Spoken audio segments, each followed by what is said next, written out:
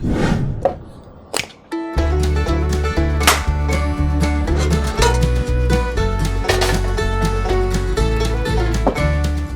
what I have here is a ribeye steak. Now a ribeye steak is the perfect combination for the carnivore diet. It has the perfect amount of fat, perfect amount of protein, all the vitamins and nutrients anybody could ever want. Now I personally like to buy bulk meat, bulk ribeye with the lip on. And when I say the lip on, it has this big extra chunk of fat that comes around here. Now, most people do not like cooking the ribeye steak with this large chunk of fat on here. Often they trim it up around and make a nice round ribeye steak.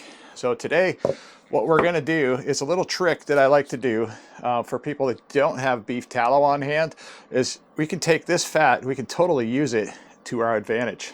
So the first step's gonna be getting out a decent knife with a really good edge to it. And this is one of my favorite knives. I just started using it the other day.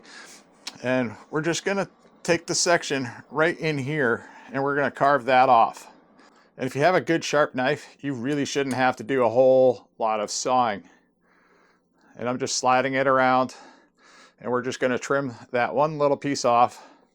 And it's gonna give us a piece that looks just like this. So this is the piece we're gonna use in the very beginning. But now we have our nice round ribeye steak, which is what most people are used to when you're going to a restaurant. So the next step is going to be to dry off and season the steak. So this is where I like to have my steak at room temperature. And I just like to press off all the excess moisture that I can get off the steak. Be sure to clean the moisture off the cutting board before you flip. And then we're going to season the steak with one of my favorite seasonings, and that's Redmonds garlic salt. Now you can take as much of the garlic salt as you like. I like to have mine pretty salted up. I have never once over salted a steak. And once you get it all salted, pretty even coating here, just give it a little tap down all the way around the edges. And then we're gonna flip.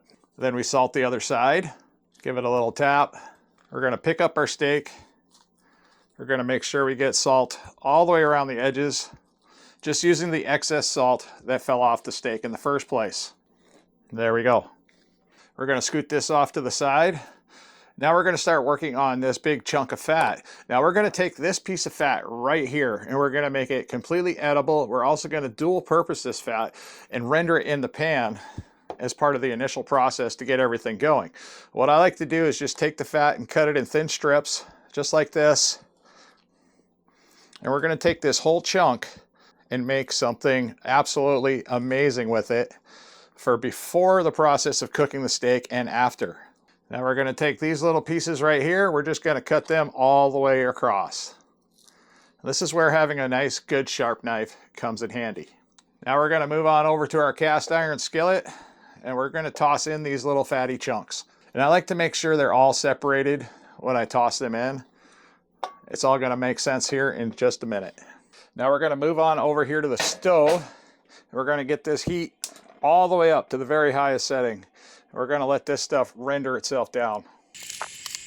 Now as you can see here, as the fat starts to render down, you can see all the moisture starting to come out of the fat. That is going to be our beef tallow for when we get ready to sear our steak. And these are also going to be absolutely delicious, yummy, crunchy, fatty bites for when all of this is done cooking. So you just come in here and flip over these little fatty pieces. You want to get both sides cooked. That way it melts the fat completely. And over a little bit of time, this is going to start making some delicious, crunchy little bites. Now what I'm really looking for is getting this pink completely out of the fat. Now since my stovetop is tilted a little bit that way, it's just easier for me to take the fatty bits and pull them this way. That way all the beef tallow starts running off to that side. And now I got a pan that's completely seasoned and covered in beef tallow. We're going to flip these again one more time because I'm trying to get all the pink out of the fat. That way I have enough fat renderings to start searing my steak at a super high temperature. And at this point here, it's starting to pop a little bit, so we're going to get ready to put the steak on. And I like to sear the ends first, that way it locks in all the flavor all the way around the steak. And when you're doing this part right here, it's a good idea just to hold it on there for a lot longer than you feel comfortable with. That way you're melting the fat around the edges of the ribeye. and it's going to make it totally edible and delicious. Now once you're done working your way all around the edges, that's when you lay it flat in the pan.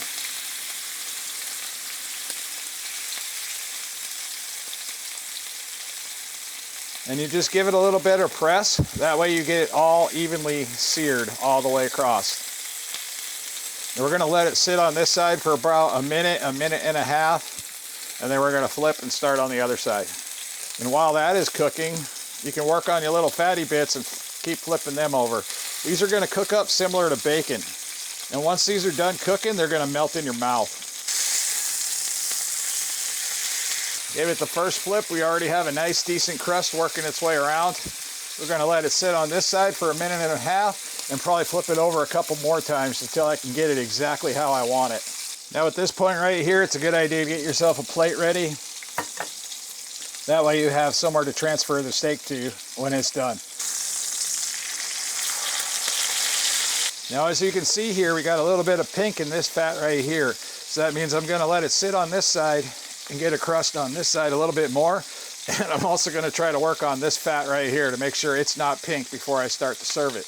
But when you take all these yummy little fat trimmings and you let them cook ahead of time, it gives you all of this yummy beef tallow, and that is what we're searing our steak in. That way I can cook it at extremely high heat. I don't have to worry about scalding the pan or making a whole lot of smoke.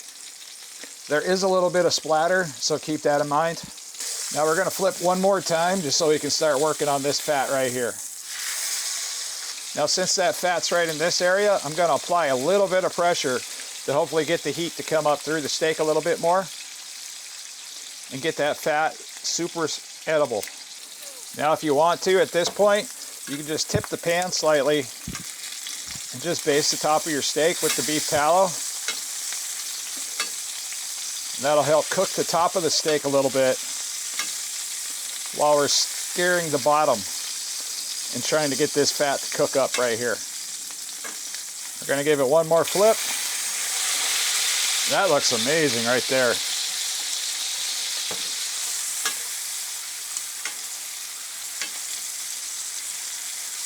Now we're going to shut the heat off. We don't need any more heat. This cast iron holds in all the heat.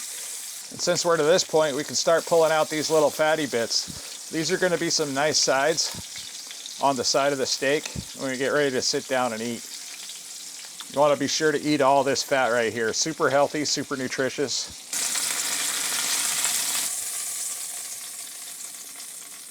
There we go. Now if you want to learn how to clean these cast iron skillets after cooking, be sure to stick around. I'll be making another video about that in just a minute. All right guys, so here's the moment of truth. Let's see how well I cooked this steak. Not bad. Pretty decent medium rare. All the fat is edible. All the little chunks around the edges are going to be a yummy little treat on the side. And that, my friends, is how you make all of the fat completely useful that's on a ribeye steak. Never buy a ribeye that is completely trimmed up and ready to go, because you're missing out on all the healthy, nutritious fats over here on the side. And that's something that's super important, especially for doing the carnivore diet. It's to have a lot of the fat, a lot of the connective tissue, everything right here in this plate. And that makes a wonderful finished product. Beautiful steak, man. This is a great idea. Wow. So, okay guys, let me know what your favorite way of cooking steak is down in the comment section below. Do you like to do it in the cast iron like this, or do you have your own particular way of doing it in the air fryer? Now, normally when I get home from work, I do like making my steak in the air fryer. Only because it's a lot less cleanup for me. It's a lot less hassle. I don't have to do as many steps as I have to do with cast iron. You know, plus we have to clean the cast iron after the fact, which is a little bit of a process, but I have figured out how to make it kind of easy. As always, guys, I hope to see you in the next one.